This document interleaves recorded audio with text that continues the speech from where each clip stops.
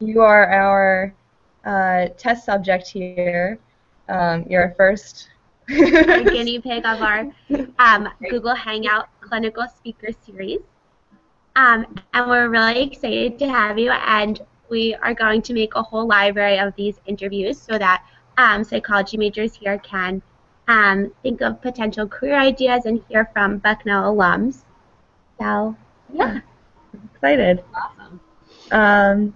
So do you want to go ahead and start by telling us a little bit about yourself and Yeah, kind of what you're doing? definitely. So I graduated from Bucknell in 2011, so just a couple years ago. I am currently working as a therapeutic day treatment counselor in an elementary school, and I just started this job not even 2 weeks ago. So this is my first full week.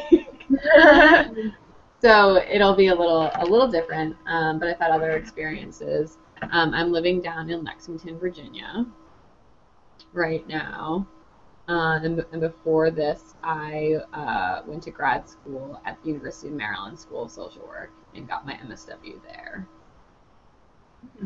That's a very brief description of what I'm up to. Okay, cool. So, I know you just started your job, but what does your typical work day look like with this new job? Yeah, so the therapeutic day treatment program is specific to Virginia, and it's a Medicaid-funded program. So I'm employed by a private agency, and then I work in the school, so I'm not like a full employee. So the organization I work for is called Intercepts Youth Services, and they're all about the continuum of care. And I'm in the school with the kids, and then they have in-home counselors. And they work to get the family jobs. They do a bunch of different stuff to kind of make sure there's a whole continuum there and not all separate and individual treatments. So I have a caseload of 5 kids currently, and the max that I can have is 6. And basically the therapeutic day treatment program was started with the goal to keep kids in school. These are kids with social and behavioral issues that would get in trouble a lot and then suspended, and then their behavioral issues are only getting worse because they're not in school, and then a lot of low academic achievement due to that. So what I do is I'm required to have 5 touches every day with each of my clients, and a touch can be as simple as checking in the morning, like, hey, how are you doing today? Did you get all your homework done? Or it could be a long individual session if the kid's having a rough day. It could mean sitting in class with a kid if they're very distracted during a specific period and they need extra assistance, and just kind of redirecting their behaviors and refocusing them. So there's no real typical day. But basically, I'm in charge of my 5 kids who have, all of them have ADHD. One of them has a mood disorder. They have different histories and different experiences. And what I really like about it is, it is a clinical position, but it's very in the environment. And so, like, my therapies could be on the spot while they're in class, rather than after school talking about it. And I think that helps have a more lasting impact for the kids. Cool. So did you so you decided to do a master's in social work. So what kind of drew you to that, and what kind of helped you make your decision to go into that program, and did you see yourself ending up where you are, leaving that? Yeah, so being a psych major, I definitely started out at Bucknell thinking I was going to do like the complete clinical psych route, degree-wise. I was looking into clinical psych PhD programs and everything like that. And then I really think what switched it for me and deciding to go into social work was when I studied abroad my junior year. I studied abroad in South Africa and did a lot of hands-on volunteer work, and I felt that social work had a more person and environment approach, and there'd be a lot more flexibility in what I decided to do.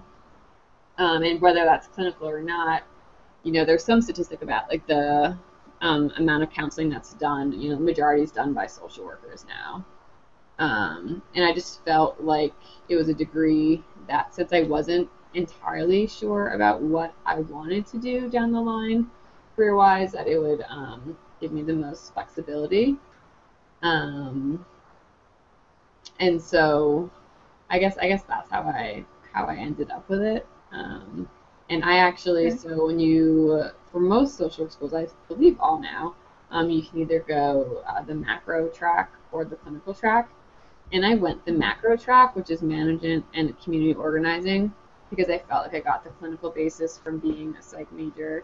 And you still take, your introductory clinical classes and your foundation classes in the grad program. But I felt like that would give me the most options once I graduate. And, whatever your career, eventually you're going to end up in, most likely you'll end up in some sort of administrative role, and I do want that, and so I wanted to get that background. Okay, cool. And how did you use the program at Maryland? How did I choose it? Yeah, like what drew you to it? Yeah, so I applied to, I think it was 6 different schools, and it was a couple different things. I really liked that their program had a really good macro concentration, and was known as one of the first schools to really focus on that community development aspect of it. And just researching the faculty, and that's a big thing when choosing a grad school, no matter the program, just looking into the faculty that you'd be working with. I was really impressed with who they had there. I also really liked this scholarship that they had. It was a research assistant scholarship, and I kind of applied and assumed that I would go only if I got this, and I was assuming that I would get this scholarship, and it allowed me to work one-on-one with the professor the 2 years that I was there doing research, and you get a nice stipend for doing that. So those were a couple driving forces for getting there, and plus I'm from New York, and it was easy to get home from there. And then what was your experience, like the internships and things like that, while you were in grad school? Like, did that help you decide you wanted to work with kids or things like that? Yeah, and so I was in macro concentration, but then I specialized in children and families, and I've always known I wanted to work with children and families. And so I had 2 internships, 2 full year-long internships. In the first year, I was in the Baltimore City Special Victims Unit with the state's attorney's office. And it was a really eye-opening experience. I was interviewing victims of domestic violence in a court setting. So, I had like one shoulder. I felt like I'm the social worker, but you're in a legal setting, and there's a lot that you have to follow there.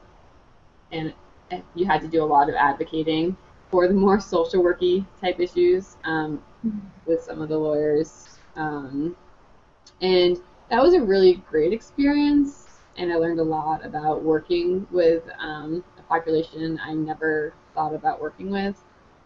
That showed me that I didn't want to work in the court system, though. And it was the best setting for me. And then in my second year, I interned with an organization called Be More for Healthy Babies. And they were part of a larger Promise Heights initiative, which it started with, now I'm blanking, started in Harlem, the Harlem Children's Zone. Have you guys heard about that? No. No, okay. It's a whole cradle to career philosophy, and so they have in the neighborhood all different programs. And so in Baltimore, the program that I was with, Be More for Healthy Babies, was the first program in the continuum there. And so it worked with mothers who were pregnant and then up until 18 months after their baby was born. These are mothers who were at risk for a lot of different issues, a lot of them were smoking. A lot of them were in, abusive relationships. And our goal was, to get this baby born as close to term as possible and healthy, and then working with the mothers afterwards to raise a healthy baby. And then they would go on and graduate to the next one. There was like Parent University, and then in all the schools in the neighborhood they have, social workers and different people, and they do job placement. And so it's again like a whole philosophy of having the whole continuum in one place. And I really, really enjoyed that experience. And so the internships for me were a really large part of it. The coursework's very important. It's always very important, but it doesn't necessarily compare to hands-on experience. Mm-hmm. What about in your undergrad experience at Bucknell? Did you have any particular moments or classes or experiences that were eye-opening for you or significant? Yeah, so when I was at Bucknell, I worked at the listening post for I think it was 3 years that I was there. And so, that was a great experience hands-on with kids. And I've even been like thinking about that now as I've started this new job being in a school setting, because that's as close to I've been to like working for real in a school setting. So that was a really, really great experience. And also helped to get to know different people in the community. A lot of my different classes, I definitely focused a lot of mine on the developmental psych classes and the children's studies. Basically, every class Professor Boyatzis teaches, I feel like I took. And children's studies, I loved, and I loved the journaling. I think it helped being my capstone in senior year, where you're really just going through a lot and trying to figure out what you want to do. And I didn't go directly into grad school. I took 1 year and I volunteered in Tanzania. And I think while I was in his class and reading the different books and journaling, it really helped me figure out what I needed to do to get, once I graduated, and what would make me the happiest, make me most fulfilled. And so. Did you know that you wanted to go to grad school for social work and you just wanted to take the year? Or did you kind of take the year to like really figure out if that's what you wanted to do? I knew I was going to go to grad school. I also knew that I couldn't take more than a year. I just would have a hard time going back to school. And so when I graduated from Bucknell, I went home and just worked and did all my grad school applications really early and submitted them before I left for Tanzania, knowing that then when I got home, like 2 weeks later, I started school. It was a really quick transition.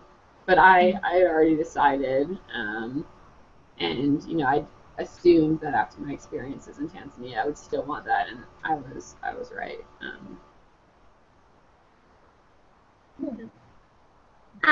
And do you have any advice you'd give to Bucknell students, especially like psychology majors listening to this, if they're not really sure what they want to do or like that? I think, and it sounds like really cliche, but to really volunteer as much as possible, and put your hands in a lot of different things. Like I didn't mention, even with the children's studies capstone, I volunteered at the hospital in the child life program. And that allowed me to be in a hospital setting, and I realized that wasn't the right setting for me. And that's kind of how you figure things out, rather than accepting a full-time job somewhere and not really knowing if that's right for you. As much as you're looking for a job, like I believe that when you're interviewing for a job, you're also interviewing them. It's a huge decision. And so I just think getting as many experiences as you can. And I know I kind of panicked once I moved down here to Virginia, and I was working part-time as a grants coordinator right before getting this job. And I was doing my resume, and I was just like, I don't have a lot of full-time jobs to put on this. I felt very inadequate in that. And then I really just started to, write about my different volunteer experiences. And those do count for a lot. And I've noticed, I've gone on a lot of interviews, people really like hearing about that, and it shows one that you can handle, doing stuff without necessarily getting anything back financially, or anything tangible back from it. It shows that you're committed to the cause and that you're a hard worker and all that good stuff. But it also, you learn concrete skills that a lot, people I think sometimes have a preconceived notion that if you're not a paid employee, that doesn't count, but it does. And it's up to you. I don't know. I think just get out there, do those, even if it's just once a week in a school, once a week in a library, hospital, anywhere. I think as many of those experiences as possible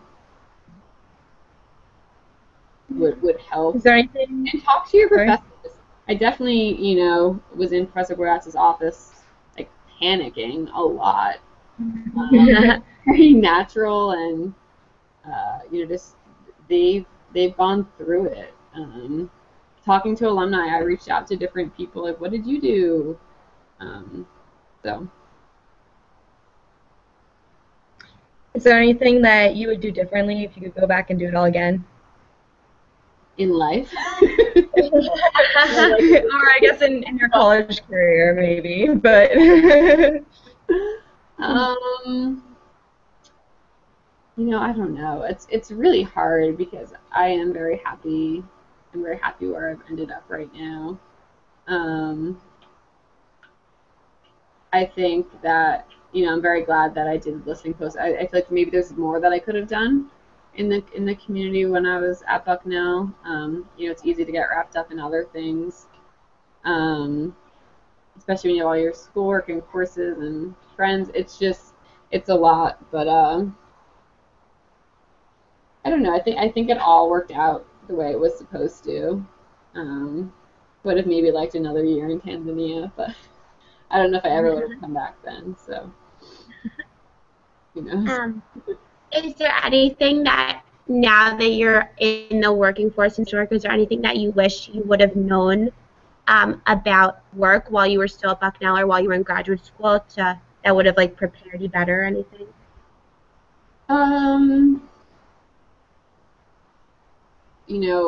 I guess, I don't know. One thing, work is a lot of paperwork. No matter, especially clinical, the amount, I've just realized in this first week here, the amount that I have to write every day, documenting all my interactions, and just, using all, the correct therapeutic terms, and maybe it would have been different if I did the clinical track in grad school and I would know all this, but I kind of wish I just took a course in school on case management. I think that anything psych, social work related, at some point you're going to use some type of case management stuff. And it's a lot of organization. It's a lot of writing. And we did do a lot of writing in school, but it's a different kind of writing than I've ever done. So I guess, I don't know if that answers the question, but something like that. Also, budgets. Budgets are pretty important, and I didn't take any accounting classes, so all that on the spot in my last job. So just kind of some concrete, I don't know, concrete skills like that. In the future, do you see yourself working with other types of populations, or do you think that this is mostly with kids, this is what you want to be doing? I see myself doing a lot of different things, and I don't want to switch jobs a lot, but I want to get a lot of different experiences. And I see most of those being youth and family related, but I also really like the idea of working in a college setting, but not as a professor. The more I think about it, the idea of working in student placement and placing students in community service projects. Getting to have my hand in a lot of different volunteer opportunities in the community that I'm in, and helping college-aged students get involved in those opportunities. I don't see myself working. I thought a lot about working with older adults. And there's a huge need there, and it's really amazing if you can do it. I don't know that I have what it takes to do that. That's very draining. But yeah, for the most part, I guess long-winded way of saying for the most part, youth. Yeah. Do you have anything else that you'd like to share about your experiences now, or other jobs that you've had? No, so I just got this job, and then, like I said briefly, right before this, when I first moved down here to Virginia, I was working as a grant coordinator, which is kind of what I thought I wanted. I thought I wanted a more macro job like that. And I don't know if it was because it was part-time or the cause of the grant wasn't really fulfilling to me, but I really missed the direct. I love working with kids, and I really missed that direct work. But it was a great experience in, working with different community partners, learning how to manage a budget and doing all that stuff. But yeah. I don't think we have anything else for you, so unless there's anything else that you want to share. We appreciate you helping us with our project. Yes. No problem. I'm always available for any students or whoever wants to learn more about what I've done, or has any questions. Sounds good. Post-graduation. Thank you so much Thank you for your so time. much. No problem. Good luck with everything. Thank you. Bye.